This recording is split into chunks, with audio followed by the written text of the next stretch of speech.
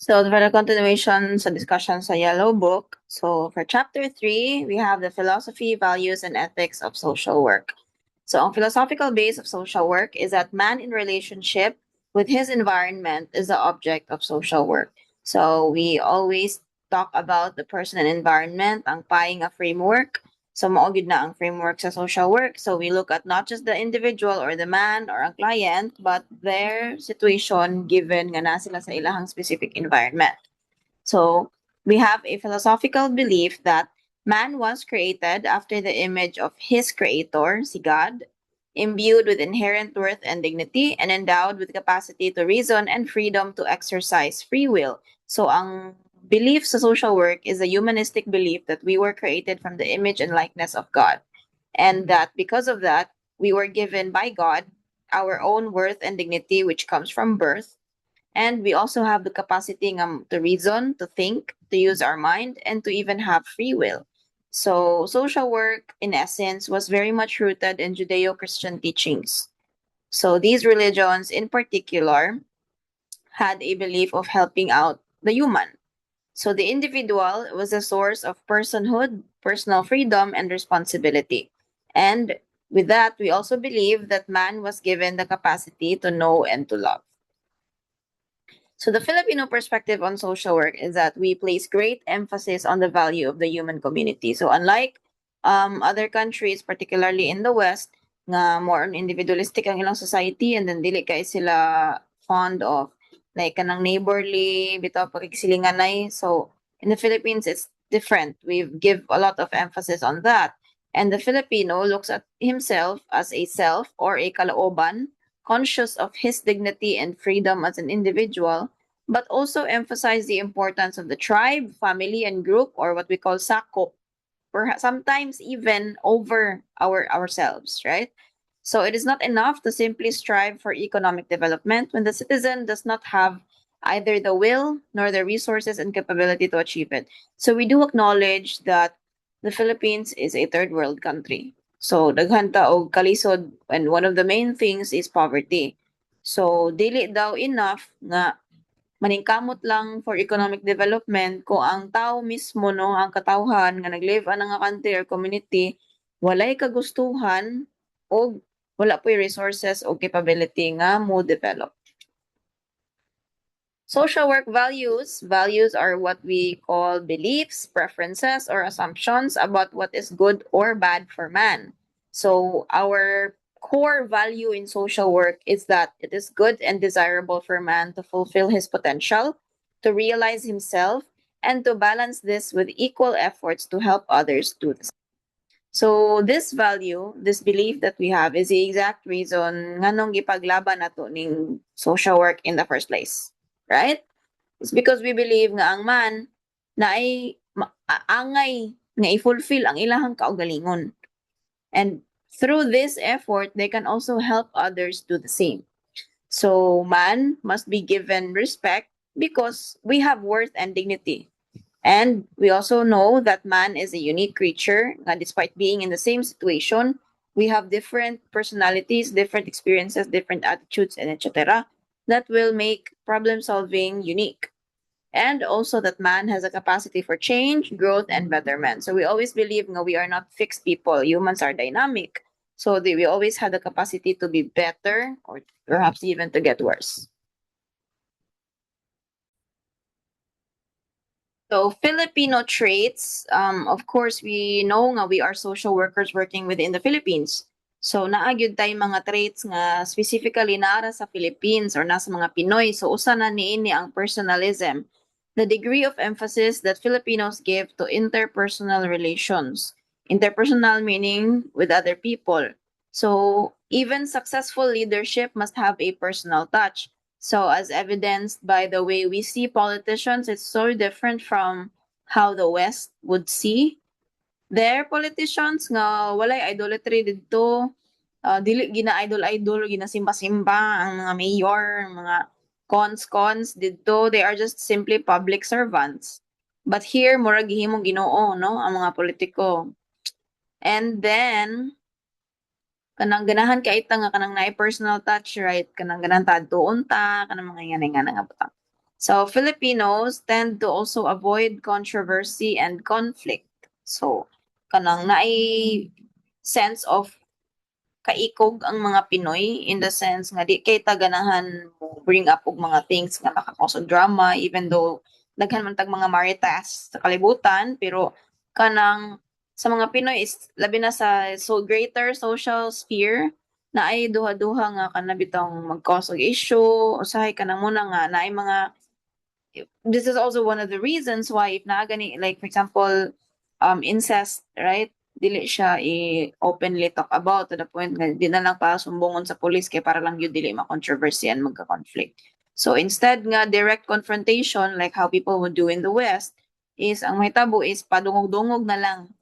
So muna siya imbis nga i-address ang problem directly, ang habit sa Pinoy is magpadungog-dungog na lang sa Facebook. Nerd na siya. So muna siya ang personalism. And then natay familism. So family is a great influence in Filipino society. It is a fact of life in the Philippines. Unlike sa West, nga more on individualized sila again. Not saying that they don't care about their families, of course, but kanang lahi ra jud sa Philippines ang kuan sa mga family members. Dito is more of like iya. So emphasis is given to the interest of the family over the welfare of the individual. So as I mentioned earlier, if na issues of incest, to protect the family image, because of this familism belief, dili na lang musumbong sa police.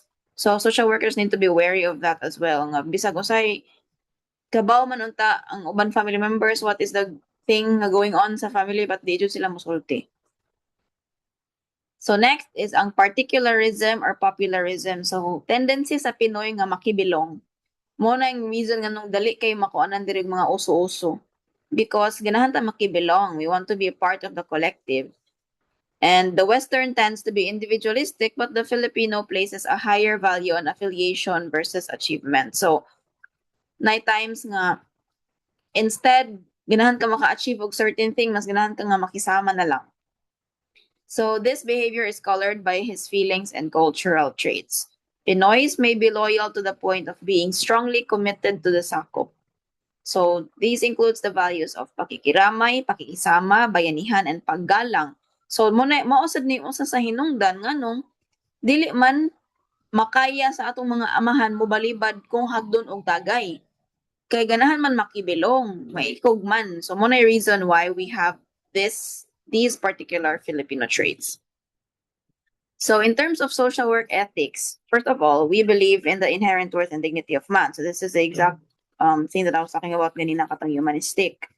Second, we believe that every man has natural and social rights, capacities, and responsibilities to develop their full potentials as a human being. So right ni siya as well as a responsibility to develop yourself.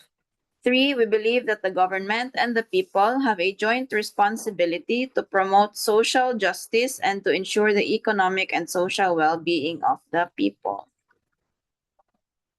So naay responsibility ang government to promote that. Number 4, we believe in free men living freely in a free society where poverty is neither a fate nor a punishment, but a condition that can and must be changed. So, daghan kay, nagbalik-balik na yun diri ang words nga free. So, freedom as development.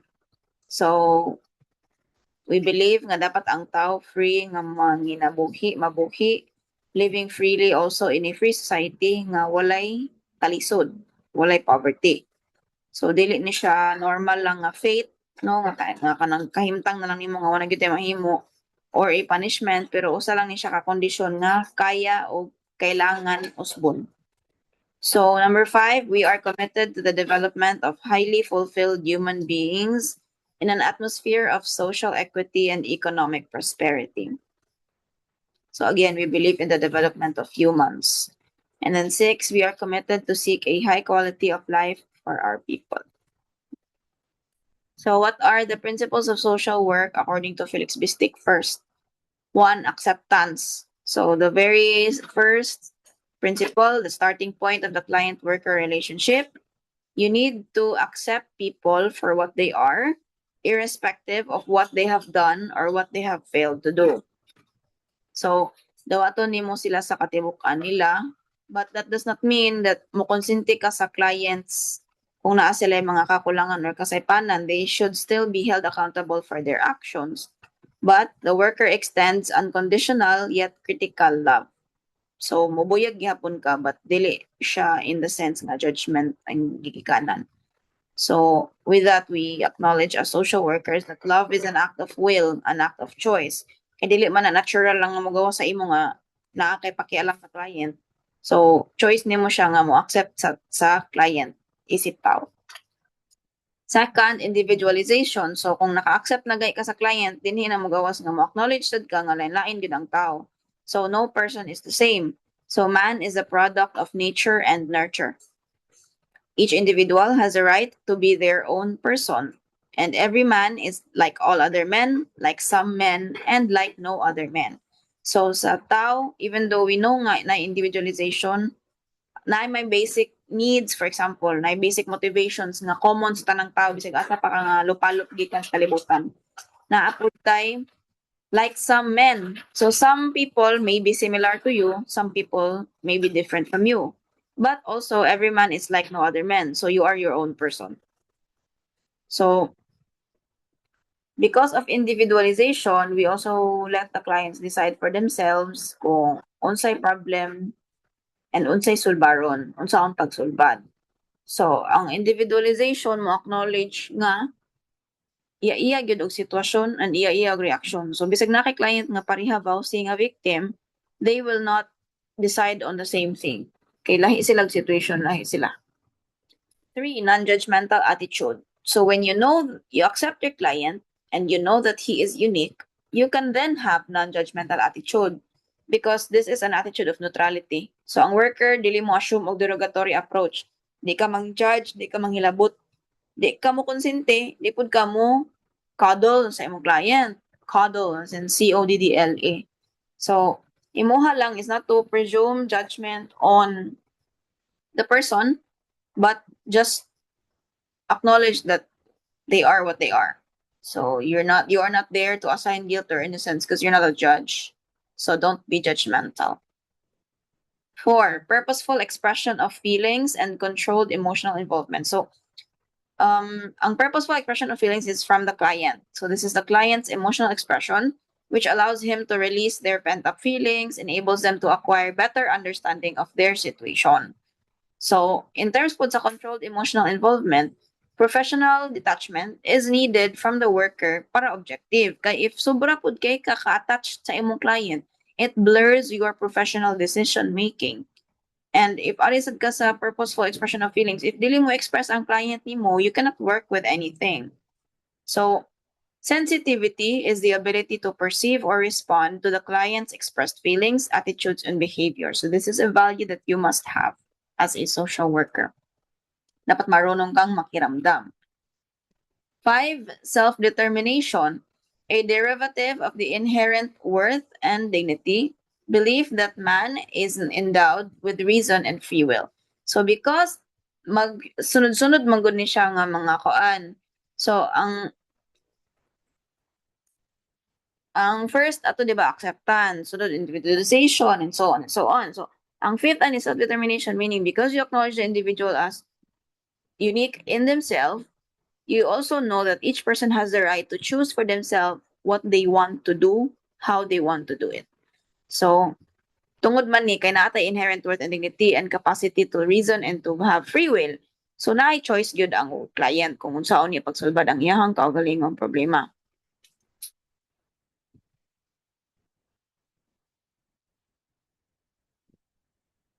So 6, confidentiality. Clients have the right to keep their past and present private. So because the working relationship involves sharing of information that may be too personal for even the client themselves, you are, of course, as a social worker, you are in task with the caretaking of such information na di lang pud taon ka magpatakag-putak taon. So every human being has a right to keep secrets, right? Whose revelation might be so embarrassing that it makes them vulnerable to loss of self-esteem. Because if you put yourself in your client's shoes, victim ka o rape, how would you feel if gipanabi na sa ubang tao nga victim day ka rape? Diba? If anything, if you want to share, it should come from you. So, as a social worker, anything that the client shares to you should be confidential but with limitations if it involves risks na dyan sa client. 7 is a client participation. So, the client is enjoined nga mo participate sa iyang kaugalingong treatment. So, dili lang ang social worker magbuot-buot sa tanan. So, since naman siya choice, no, naman siya self-determination, of course, encourage ko ang client na mo participate sa iyang self-determined change. So, number 4, components of social work practice. So, what are the 4 major components sa problem-solving approach ni Helen Harris Perlman na natay person, problem, place, and process? So, kaning 4 P's ang atong dapat timan-an when people ask, what is social work? Kaya I think when we are asked what is social work, ang first thing din nga magawa sa atong baba is kanang sa disability ba or kanang motabang good or kanang ayuda ana. So kana siya limits what we know about our own profession. So it's much better if we think about the 4 P's when explaining what is social work and unsay domain day sa atong pagtabang. So the first component of the social work helping process here is, of course, ang client or sa 4 P's pa ni Helen Harris Perlman, ang person. So this can be an individual, a family, small group, or community who finds themselves to be in need of help in some aspects of their economic, social, and emotional living. So, client gani, dili lang ni siya individual, although of course, sa casework nga context, ang individual man jud ni, but in general, pwede ni siya mahimong tao, isa ka buok tao, pwede po siya family, small group, community nga, nagkinahanglan og tabang sa usa ka aspeto or daghang aspeto sa ilahang panginabuhi. So, a person is a biopsychosocial being. So, may pasabot ana. Bio, of course, natay biological makeup. Tao man ta, natay DNA, natay mga sakit-sakit sa kalawasan. Psycho, kay naamtay pangutok, right? Natay ato ang cognitive processes. Social, kay we are in constant interaction with people around us.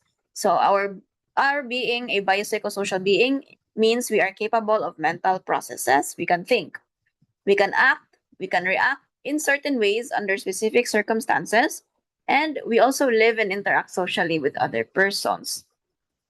The moment the process to help him is set in motion, he becomes a client of the assisting social agency. So, dinhi man nimo gawas ang question niya, kanus aday matawag nga client ang client. Matawag ba nga client kung nagpirmahanay na mo or napoy uban miingon nga client naman na siya the moment gi-intake niya na nimo. Napoy ban mingon client na siya if nitabang na ka. So, according to the problem-solving process ni Helen Harris Perlman, the moment the process to help him is set in motion. So, intake, evaluate ka sa iyang eligibility, client na siya, kung eligible siya. And specifically of the individual social worker who has been assigned to help him. The client is not subordinate to the worker. So, dili under ang client nimo, social worker, ha? So, dili po siya labaw nimo, partner mo. Lahi-lahi man mo og purposes. They are in partnership. So, ang client ang tabangonon, ikaw ang tigtabang. But that does not mean nga under nimo ang client. So, the worker studies the person in their element, in their situation, not just the person. Kaya kung ang person lang ang itong istudyuhan, dili na ta social work ana. Kuan na lang ta. Individual psychologist, ganun. So, if nga naman di dapat ang component wala na place, wala na process, wala na tanan, personal lang. Okay? So, when dealing with the client's past and present experiences conspire to make him what he is. So, din hito mo gawas ang dynamism, no? So, ang past, syempre ikaw, isip tao lang gani. Ang imong past, maka-form magyud siya sa kung kinsa ka. Especially po ang imong present nga ginaatubang ni mga problema is who you are. So, the old belief kay ang poverty or ang dysfunction or ang imo ha kunong kalisod kaysa kuno nimo. So, kani nga belief na change naman ni, of course, as social work, as a profession evolved, kay na naman tayo idea nga, di ba, biopsychosocial and PIE, PI. So, the person in the environment. So, it takes away the blame nga ang imuhang kalisod is just your fault as an individual.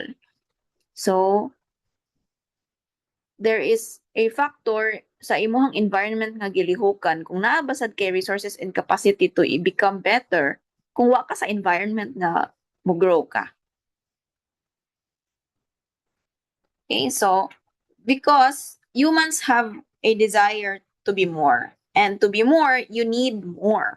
So of course, basic lang gani, how can you find a job kung putanta lang wala jud sad kay nahuman. Lisod man gud, di ba? Wala kay naskwelahan. How can you go to school if wa man kay may kaon? So you need more to be more. So social work addresses itself not only to the restoration of social functioning, but also the prevention of dysfunctioning and the development of the person. So mo ni ang functions of social work, di ba? One, restoration, rehabilitative, curative. Nga atong gamiton kung naay problem nga nag-exist within the individual. Sunod, prevention. So checking kung asay potential nga maka-cause og problem and preventing it from happening. Third, ang development. So, pagpa-better pag yun sa tao. So, naapod tayo gitawag na terms na client system. So, client system, all entities, person, family, group, community that receive attention of the social worker. So, naay manggoy, if mingan mga tag-client, murag nga ito bitang giisip nga, kuan lang is usara ka person. So, more on sa individual work, no, sa casework ta makaingon na client. Pero kung mingon ta nga group work, clients. But gi-create man ni nga bag-o nga term kaning client system kay para we see the client not just as an individual being but rather a system in itself nga kita mismo gani individual part ta og system and system pud ta. So ang next nga component ana is ang problem. So okay, of course, mo ni ato ang point of entry as social workers. Kung walay problema, walay social worker. So, the problem is a situation that presents uncertainty, perplexity, or difficulty. Usa ni ka sitwasyon nga naghatag og kalisod or kahibulongan kanang pagkawalay sure, ganun. So, nag-cause siya problema sa problem yun. So, arises when the individual's need has not been met or if there are obstacles to the fulfillment of such needs. So, magka-problem ka kung naa kay need nga wala na meet or maglisod kag meet ato. So, unsa man din na ang need? So, need is a condition in which something necessary or desirable is wanted or required so that the person may function satisfactorily. Need is different from want. So, kung naa gani need, mamatay man ka kung di ka makakuha na or maglisod jud ka, ma-affect imong functionality. But sa want lang is wala lang, gusto mo lang, di ba? So, muna siya. Unsa day lain-lain nga mga problems na gi-face sa clients? So, natay economic, intellectual, and physical problems of clients. First of all, lack of economic and social resources. Sa Maslow pa nga hierarchy of needs, physiological needs, wala kang economic, wala kang pera, wala ka namang social resources. So, of course, natural, magka-problema jud ka. Second, lack of education, skills, knowledge, and experiences is in particular speaking about those nga labi na kanang illiterate jud bitaw. Like kanang di ka ba mobasa, di ka ba musuwat or danda lang kanang grade 3 rang nahuman, lisod-lisod sad gyud sa ilang part nga mo function. Kay much as they want to earn more money, much as they want to work a fancy job, they cannot. Maglisod magiging trabaho ang fresh grad. How much more ang tao nga galisod og basa, ba? Third, lack of love, care, and protection. So, human beings, human as we are, we have a propensity to want love and to be loved. So, if, especially in the case of children, no nga need kaayo gyud baya sa bata ang gugma, amuma o proteksyon. Kung wala ka ana as an adult, unsa na ang bata, di ba? So, magluya, manggaita nga wa tay gugma, unsa na lang sa bata, maglisod yun sila kung walay love, care, and protection para nila. 4, illness and disability. Natural. Kung naa kay sakit, lisod kay function, di ba? 5, lack of opportunities or access to resources. So if you have a dream to become this person, but then you do not have the opportunities or access to the resources, of course you're gonna have problems. Another typology is the psychosocial problem. So one, emotional reaction to stress. So stress is normal in life. Naagid tay causes of stress. Naatay duha ka types, no? Developmental and situational. Developmental is the stresses that naturally occur as we develop through our life. So stress sa pagka-teenager, stress sa pagka-adult, young adult, stress sa pagka-middle age, stress pagka-senior, di ba? Lain-lain taog stresses. Situational stress is things that have stresses that you experience because of certain situations that happen in your life. So, syempre, kung na yung mga untoward, but lang death of a loved one, loss of a job, um, even like lack of income, makakos man og stress, di ba? So, second is loss of relationship. So, nagbuwag mo sa imong uyab, di na kakafunction, kasi syempre, na inaanad ka na siya. No, nawagtang imong mama niya, kamo na lang ganin taduha kay gibiyaan mo sa imong papa. Syempre maglisod ka. 3, interpersonal conflict. If na kayo mga kabikil with other people, especially in the case of married couples or even dili married like partners, di ba? Causes problems. 4, culture conflict. Especially the Philippines is a very diverse country with lots of cultures. Magka-issue jud ang, for example lang niha kanang mingan ta Muslims and Christians, na very extremists in their views, both of them will have conflict. 5, maladaptive group functioning. So, within the group na ay issues of maladaption, so isa jud na kakause problems. Third component is what we call the place or the agency. This is the structured framework within which the administrative tasks are carried out. So, this comes into being when several people see an unmet need. So, ang agency ko no is mapurma siya kung naa kuno'y ubay-ubay nga mga tao nga makabantay nga naay need nga wala na meet. Gusto sila nga may ma-meet na nga need. Nya, makakuha sila community permission para ma-meet na nga need. And they also accept the legal responsibility for seeing that resources to meet that need are secured, according to Drucker. So the operational translation of social policy kuno na ang agency or place kay operational meaning di ba naatay social policies nga na-exist, right? Laws, legislations, programs nga dili man nato siya ma-fulfill kung wala agency nga naka-assign for that. So agencies may be governmental, for example DSWD, DOH, ganun. Natay non-governmental, may tag World Vision, Caritas, Rafi, ganon, daghan pa. Or quasi-governmental like the Red Cross nga magkuha sad sila og funding from the government if needed. The fourth component is the process, the means through which an agency's purpose is achieved, and it's the phase through which treatment is applied to attain a change in behavior or environment. So, nanatay person, ang client, problem nga nag-exist sa client, naapod tay process, and the place. So, process, ang proseso sa pagtabang. So, naman yun tayo proseso nga gigamit as social workers. Otherwise, we would not be called professionals if we're just doing whatever we want to do. So, Chapter 5, the helping process. To move na lang forward. Helping objectives sa social work. Ang main yun nga tumong sa social work is to help people improve the quality of their lives. First of all, tabangan ang tao nga mas mapalambo ang kalidad sa ilang kinabuhi. Tabangan sila nga makakope, makahandle, makasugakod more effectively sa problema sa ilang pagkabuhi aron makakuha sila or makuha nila balik ang equilibrium and maka-achieve sila growth and coping capacity para enough nga mo function sila. If ang coping capacity gani sa tao is endangered/imperiled, nasa alanganin, ang social work function thus is to enhance that psychosocial functioning.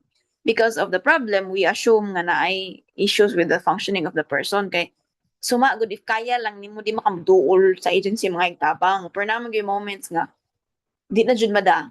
Diba? Na ay mga certain great stresses in life that really make you dysfunctional. So the purpose then of social work is to enhance your coping / your social functioning or your fulfillment of your roles. The social work helping process applies a problem-solving process based on professional knowledge, values, and skills, and makes use of a variety of methods, tools, techniques, resources, and services. So ang social work helping process kuno, by its nature, is a problem-solving process. So, ang social work helping process kay problem-solving process na siya, pero ang problem-solving process not necessarily social work helping process. It's based on number one, professional knowledge. Naman tayong mga theories that is not necessarily central to social work, but magtuyok sa taan, no? Like mga theories of personality nato, nga na values and skills, nga na sa social worker, magamit po tag method, tool, technique, resources, and services. So, mingon kitag process, here are the different definitions from the different authors. From Mary Richmond, the mother of social casework. Ang process kuno is ang study, diagnosis, and then treatment. Very simple, kay siya man dyan nag-una-una ani. Second, by Naomi Brill, it is first ang engagement. May-engage ka sa client. And then mo assess ka sa ilang problem, you define it. And then when you define the problem, after that, you set your goals. And you may select alternative methods of intervention. And then you establish a contract with the client. You agree with each other. And then you do the action together leading towards your desired goal. You evaluate, and then you check whether you need to continue or to terminate. So for Pincus and Minahan po, the problem assessment is followed by data collection. So very data-oriented. And then for Hepworth and Larson, phase 1 is the exploration, assessment, and planning, beginning phase. Phase 2, middle phase, ang implementation na ni siya ang goal attainment. Phase 3 is ang evaluation and termination. So for De Guzman, mo niyang ihang 7 steps. Number 1, identification of presenting problem. So the client goes to your agency or is referred to your agency, bringing with them a problem. This is usually the presenting problem. However, naamay different types of problem like working problem / target problem ug ang underlying problem. So the client's presenting problem may not be your working problem. Or pwede po nga dili ni siya underlying problem. So unsa gito nakalahi? Ang presenting, di ba, ang problema nga iyang gibit-bit nga to sa agency. So for example, mingon ta, na-refer ni siya tungod sa vowsy. Ana, vowsy siya nga victim. Unsa may working problem ninyo? Ang iya habang panginabuhian sa victim? Kay lagi nagbuwag naman kasi sa bana. Pwede ba nga ang inyong working problem kay ang iyahang kuansa? Kanang trauma, pag-address sa iyang trauma? Or yung working problem ba ninyo, ganan siya muskwila? Ana ba ron? So, dili siya necessarily the same. Yan na po tayo underlying. So, what were the precipitating factors that caused vowsy? So, na siya. Second step sa process is data gathering. So, now that you've identified your problem, you gather data around it. So, din na ka mag-conduct ng mga interview nimo, collateral, marginal interviews, data records, nga na ba ron. 3, diagnosis assessment. So, because you know the problem and you know you have data na, you can assess what caused the problem, the change potential, and what you can do about it. With that, you have now a direction na nakay destinasyon, kumbaga. So, you can start the planning. So, planning and implementation. So, planning must involve the client man gyud. Second is ang implementation or intervention. So, ang client na ang mo, lihok ani, together with you, your guidance. And then, evaluation. You evaluate as you go. This is not a process that is only done if pahuman na ka. You evaluate as you go, you check if you are kanang on track. So, continuation or termination. So, you evaluate as well kung ang client, angay ba nga mo, continue pa, kay kuwangan pa ang treatment nga inyong gibuhat, or terminate, kay kaya na niya na. Okay. So, so identification of problem. Diba, libog. I-enter sa client, makakasabot, iti mo ikaw, outside ka kasabot, tungkol sa ka-complex ilang problema. But this is your entry point, the starting point of your search for vital information. You start with the present and the relevant. So, you conduct your intake So this is where the helping process starts. Your first contact of the client. This includes asking for basic information. Ma'am, unsa di nga nimo? Unsa gito pilay mong edad? Asa ka na tao? Asam ka nagpuyo? Na unsa mong birthday nimo? Asam ka na gipanganak? Um, minyo na ba? Single pa?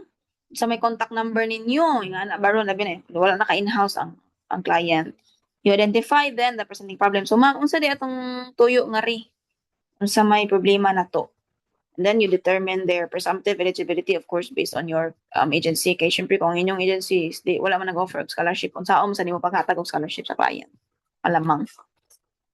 Second step and the third step, so data gathering. So you gather comprehensive information about all the dimensions of the problem. You check the individual, you check the family, other forces, environment niya that may help change or can also worsen the problem. You must be objective in your assessment. You must secure information primarily from the client mismo, and then conduct collateral with significant people in their life, observation, records, and tests. And data gathering, like evaluation, is not just in the beginning. No, evaluation po dila na siya sa end. So you run it through the entire process. Kaya na may mga things nga nag-intake, wala gi-disclose sa client, no? But then as you keep going, butanta lang in the middle of implementation na, makabaw ka nga mao din eh. So naay mga ingana, and you need to take it into account as well. So the diagnostic assessment is the worker's professional opinion as to the nature of the need. So dinhi mugawas ang power sa social worker. Kay magdinhi na ta mugawas nga natay authority nga magbuot-buot kung unsa di need sa client.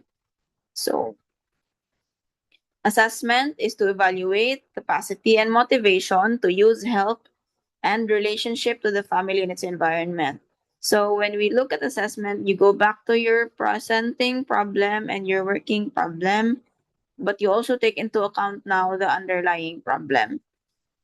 You individualize the person to situation configuration and take into account the nature, factors that precipitated the problem, citizens' capacities, and extent of motivation and strengths. Fourth step, planning the intervention. You set your goals first. So, a goal is needed kay para na ay tumong ang inyong ginabuhat na amoy direction. Kay if wala, mura ra mo siguro mo drive tuyok-tuyok wala mo kabawas mo padong. So, it should be stated clearly and precisely, specific and quantifiable, and is indicator of success or failure. So, SMART, no? It should be specific, measurable, attainable malamang, relevant, and time-bound. So, ang inyong goal, mag-indicate kung successful ba mo or failure ang inyong ginawa. Specific objectives, on the other hand, is the series of subsidiary goals, or marasag mahog na itong sub-goals, set up to lend focus and direction sa ongoing work at each stage. So, more specific. So, kung maghimo tag intervention plan, general goal, and then ubos ang different objectives nimo and how you want to achieve it and who is responsible, how long will it take, unsay output. So, these objectives must be achieved para ma-achieve po ninyo ang goal. So, selection of strategies and approaches. 1, maximum feasibility. Natural, kung feel ninyo nga dili man sad gyud na mo work ng inyong kuan intervention, wag na. Adto gid sa katong feasible buhaton. Feasible, aside from the fact na feeling nyo effective siya, is makaya po ninyo. Second, availability of resources. Social workers, of course, sometimes are called to create resources, but you cannot force something sometimes, di ba? So, kung is i-check ninyo ang resources nga na sa client, sometimes the client is the resource themselves. So, with that, you check your available resources and then you plan from then on. And then, sunod is ang workability. Will your plan even work? Is the question. 5, plan implementation. So emphasis is on working with the people, not for the people. So working, as said ganina, di ba, nga di man under ni mo ang client. So dili po ikaw ang mabuhat tanan. So work with the client. So not just You guys are together. You guys are partners. You don't do everything for them, and they don't do everything for you. So the test of effectiveness of the ongoing work is the actions that the client is able to take in relation to his problem. Unsa man ba kay ba nga effective ang inyong working process kung ang client mismo mo ay molihok sa mga dapat buhaton. Assistance can be material aid, sometimes need kita mahimong direct provider, or therapeutic educative experiences such as reflective thinking, evaluating decisions, and developing social competence. Case management then is to see to it that what needs to be done is actually carried out. So, part sa paghandle og case, whether that is casework or even mingon ta sa group work of CO naman tayo management, di ba? Kaya para may bao ano to if unsa pa may resources nga dapat i-link, what are the tasks that need to be done para ma-achieve ang treatment goal or ang intervention plan. So, as a case manager, you are required to have knowledge of available resources, skills, and modification of existing resources or establishment of new ones. The sixth step, evaluate na ta. Measure the impact of your work. Impact is the difference between the pre-intervention and the post-intervention. May nangyari ba? No, it should be based on the objectives to be achieved which have been set up jointly. So katong gi-set up ninyo nga objective kuno pag planning, no? Og ang inyong problem nga identify dinhi na to magawa sa evaluation. May nangyari ba? Nabay na usab? Identification and specification of objectives followed by obtaining information as to what effects were achieved. Unsa may nahitabo, and then you compare your achieved with your desired. So compare nimo kung na-achieve pa ninyo yung goal. Evaluation usually takes place after every major step in the intervention. So, even para nako inig-intake pa lang, pwede na ka mo evaluate kasi mo self, pwede. Evaluate kasi mo client. And then, planning, evaluate also. You can also evaluate how effective was the planning session, how involved was the client. Every after ninyo maka-achieve og tasks sa implementation or during even, you can evaluate. So you can enable the worker to determine progress and readiness of client. So ang worker mugawas imong proficiency also kapag sa pag-check kung ang client kanang ready na ba niya buhian. And then if you evaluate and then you see nga murag hinay man ang progress or walay progress, then you assess what can be done to help modify or revise any plans that you may have made para effective po ang inyong gibuhat. Followed by either you continue or terminate. When can you terminate? So all things must end. Terminate ka kung number 1, ang serbisyo nga imong gi-offer completed na, ang inyong goals nga gisabutan na achieve na ninyo. Second, wala na gyud mapupo ang client kung magsige lang gihapon mo. Third, kung ang client mo request of termination sa imo, syempre wala magagawa, sige yun na yun.